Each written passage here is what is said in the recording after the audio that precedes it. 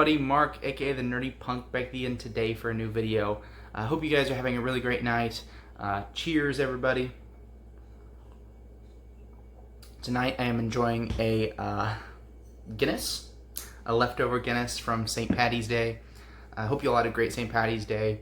It's also March, so it's the season for March Madness, and my Illinois Fighting Illini are in the tournament. For those of you who haven't been watching the channel for a while, for those of you who have, you may know that I used to do a lot of media hunting. I used to go out to the stores up in Champaign, Illinois. I've always lived relatively close to Champaign my entire life, so Illinois doing this well in basketball is such a huge deal for us here, so I've been watching the games all the time. They dominated today. They beat Drexel by like 30 points, so that was a really good game. But yeah, I'm cheering on my Illini during the March Madness season. Today's video, not about basketball, but today's video is about something that I equally love, and that is the Criterion collection. So tonight I'm going to go through all of the films I have in the Criterion collection, which totals up to 19. For those of you who are not familiar with the Criterion collection, they are a specific label that puts out Blu-rays, DVDs, basically any kind of home media. But they don't just put out like any film. They put out what they consider to be culturally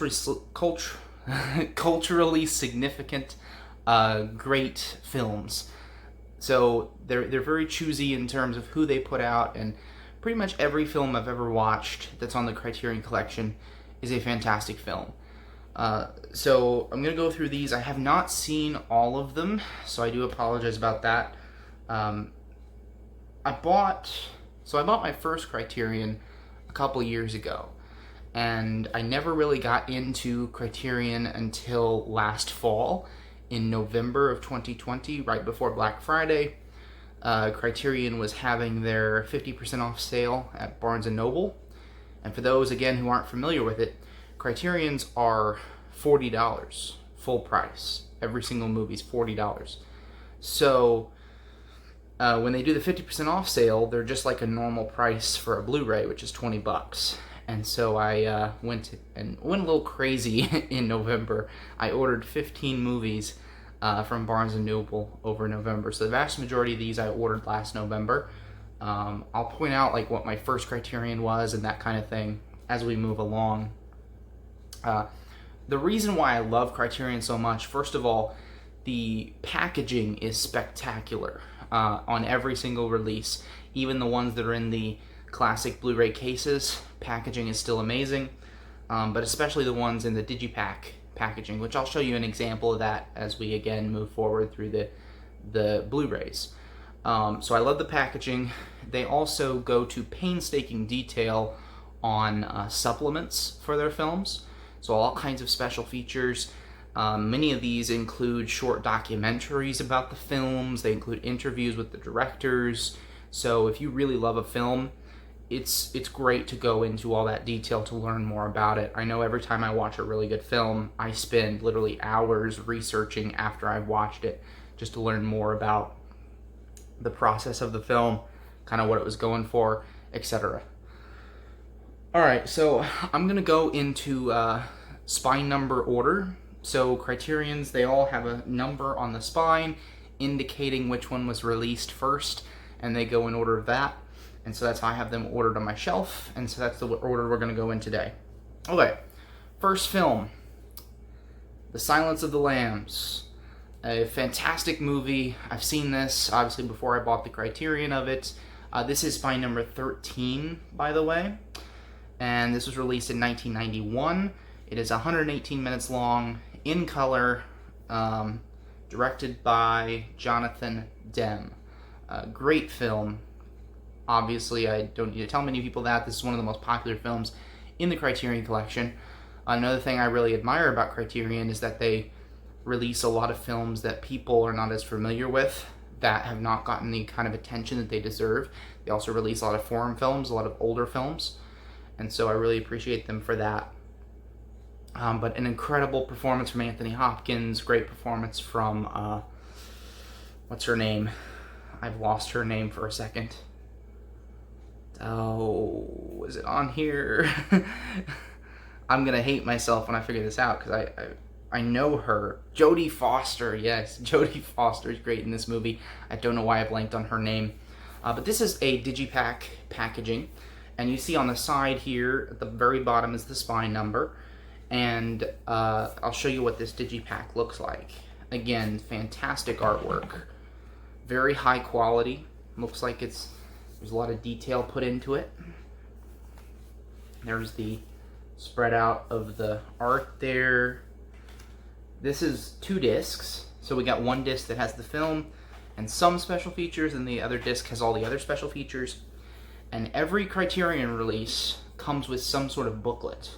Some of them are thick, some of them are thin, but they all have a booklet, and they all have an essay written about the film.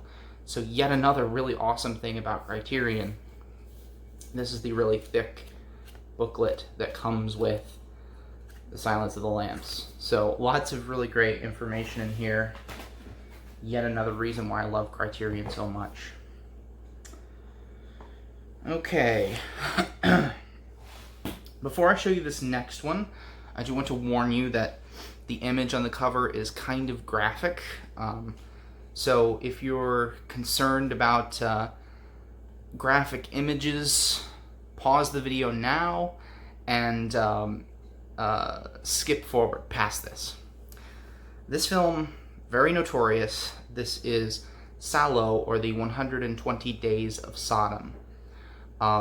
This is the most intense film I think I've ever seen.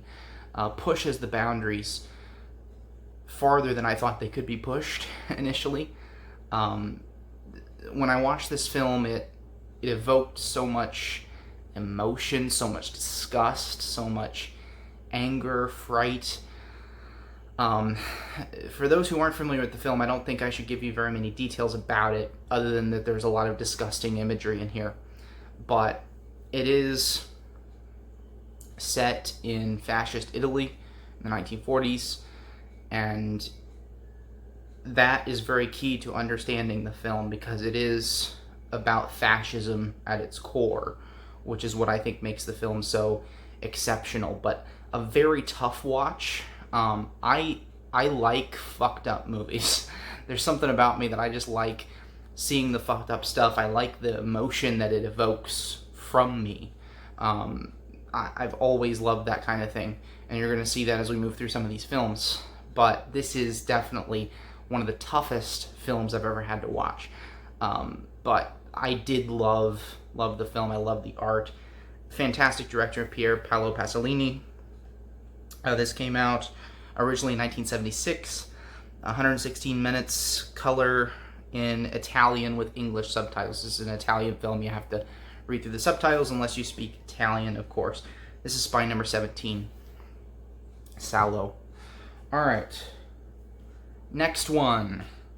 We have spine number 97. Do the Right Thing. Another fantastic film. Spike Lee. Amazing social commentary with this film. Again, a beautiful digipack design. This is from 1989. 120 minutes and in color. This film just recently got a steelbook release from Target, so I'm really hoping this reaches a larger audience because it really deserves it. Fantastic piece of work by Spike Lee.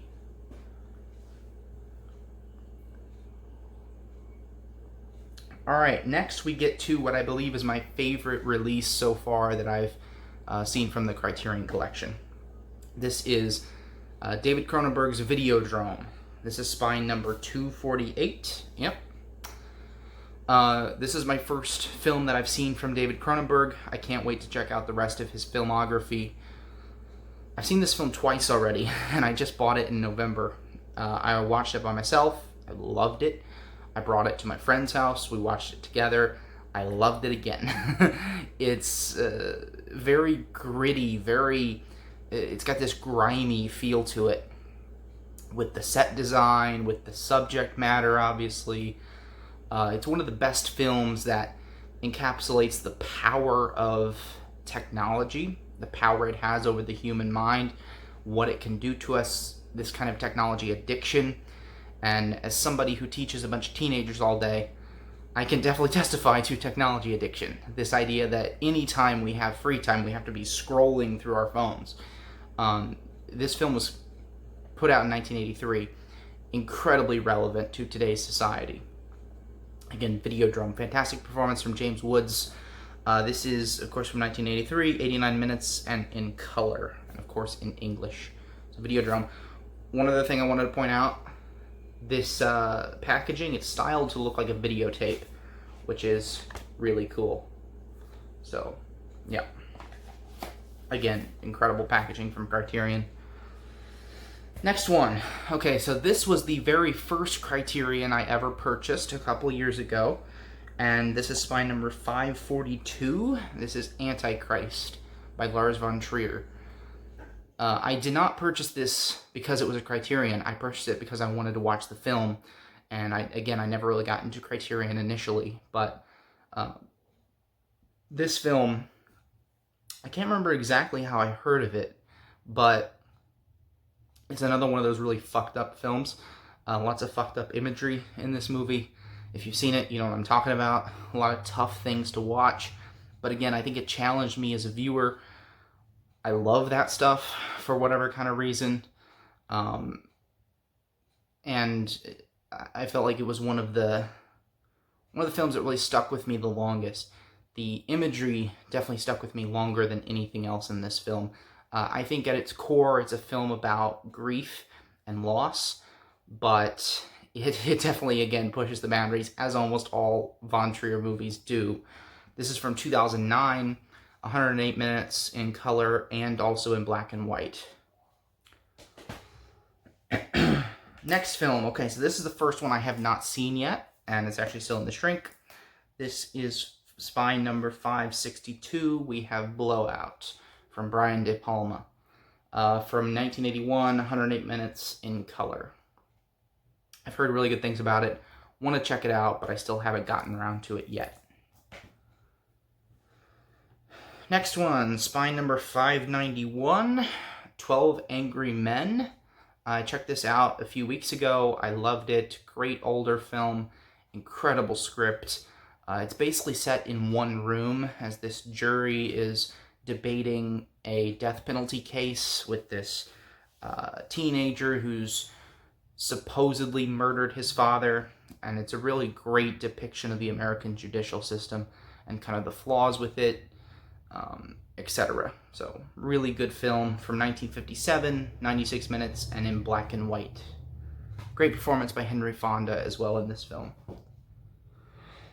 I haven't seen this one yet. This one is definitely one of the top ones on my list to check out.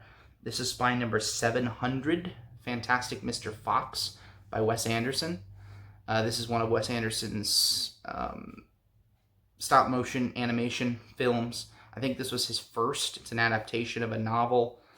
I really like Wes Anderson, what I've seen from him, so I was excited to check this one out. I've heard really good things about it. It's from 2009. It is 87 minutes and in color. Next film. My leg's falling asleep. Next film is spy number 705. This is Breaking the Waves, another Lars von Trier film. This was the second Criterion that I bought. I bought it because Lars von Trier made it. And once I saw Antichrist, I felt like I needed to see more of Lars von Trier's work. And from 1996, 159 minutes and in color.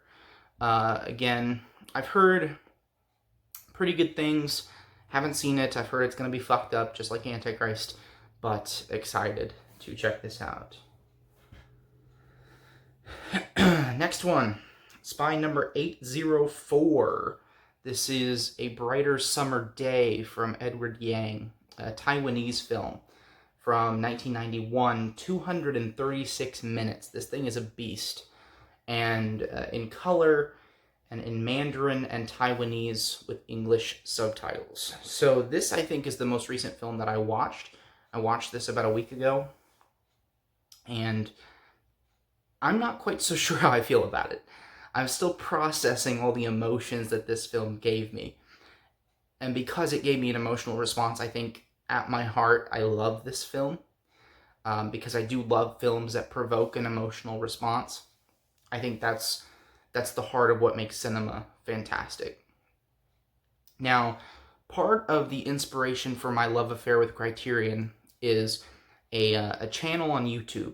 We have a man by the name of Daisuke Beppu. Those of you who are fans of Criterion will probably know his name. He owns all of the Criterion releases, every single Spine number. He is like the Criterion guy on YouTube, and this is his favorite film in the collection. And I watched it, I picked it up because it was his favorite film. I figured it had to be fantastic, and it certainly was. The thing is, though, because it's so long, it is a film that definitely requires multiple viewings. And so I need to check this out again, but I loved it upon first viewing. A great film, coming-of-age film about love, rejection, rock and roll, politics, etc. It's all in here, and it's fantastic. I need to check out more of Edward Yang's films that are in the collection. All right. Quick break here. Next film, Spine number 824, or 821, sorry. This is Dr. Strangelove, or How I Learned to Stop Worrying and Love the Bomb. Classic comedy film directed by Kubrick. This is from 1964, 95 minutes, black and white.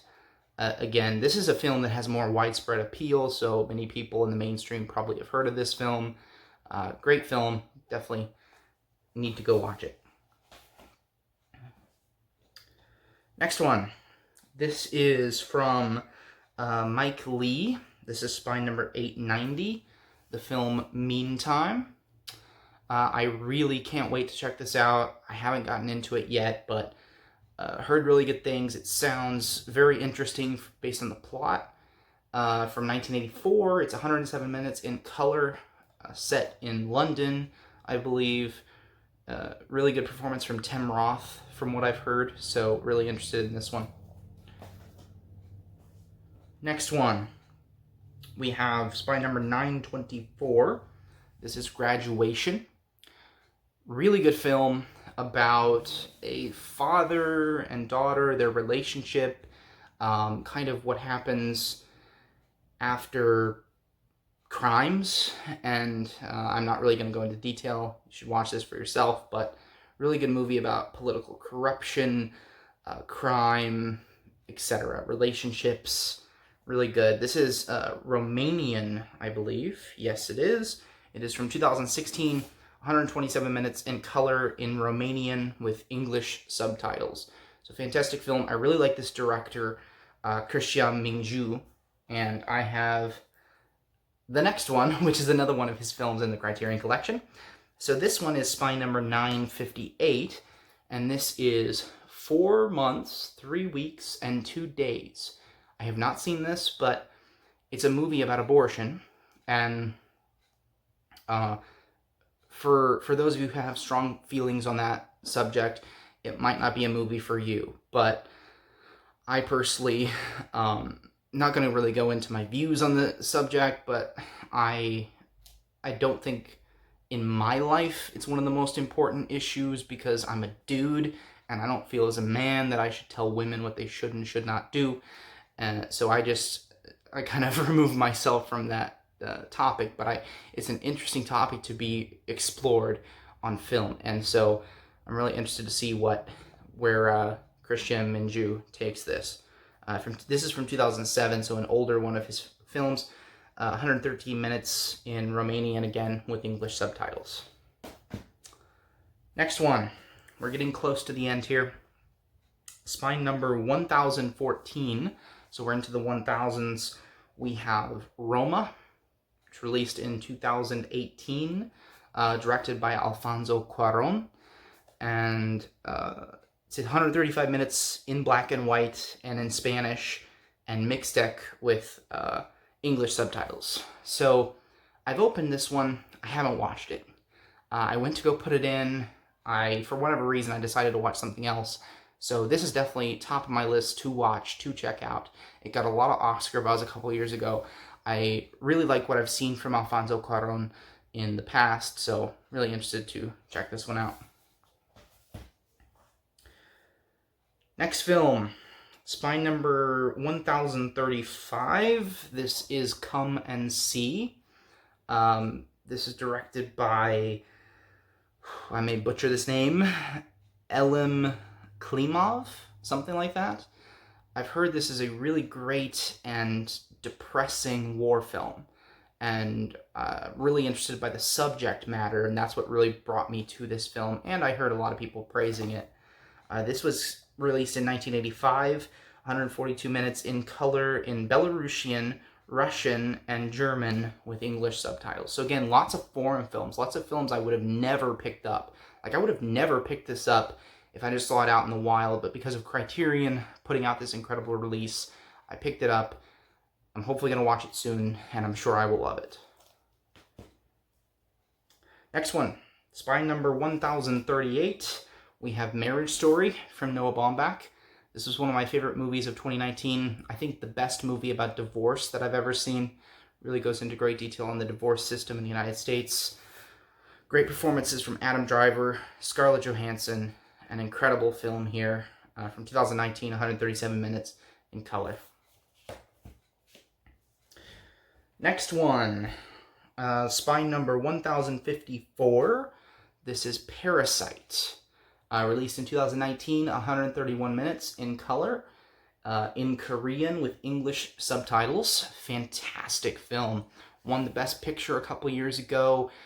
This was, I think, the one that I wanted to buy the most when I decided to buy some Criterions in November of 2020. I already had the mainstream Blu-ray release, but that release had very little special features. This is loaded with special features. I mean, literally, this whole paragraph here is all special features. Criterion fucking killing it right here. I love this so much. The last Criterion in my collection, spy number 1058.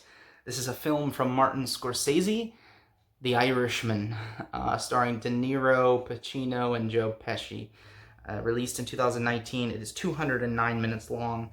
Bit of a monster in terms of runtime, but definitely worth it. In color, of course. Another one of my favorite films from 2019. This is a beast in terms of runtime, in terms of story, but it's definitely worth it. Like I said, one of the best films that explored the concept of old age, of death, of regret. It's great. Not only that, it's also a fantastic mob film. Great scenes.